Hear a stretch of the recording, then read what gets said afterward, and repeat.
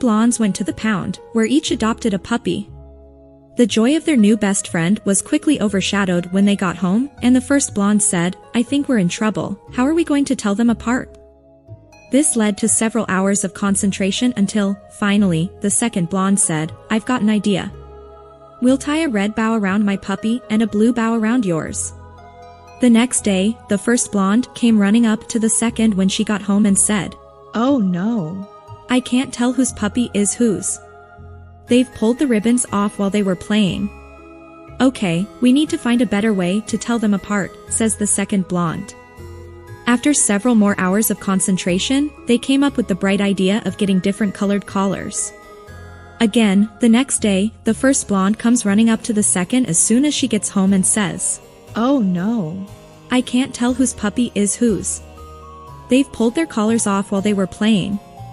There's got to be some way to tell them apart," says the second blonde.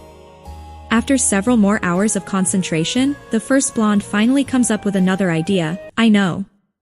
Why don't you take the black one, and I'll take the white one?" A blonde walks into a gas station and says to the manager, "I locked my keys in my car. Do you have a coat hanger or something I can stick through the window to unlock the door?" The manager gives the blonde a bent coat hanger.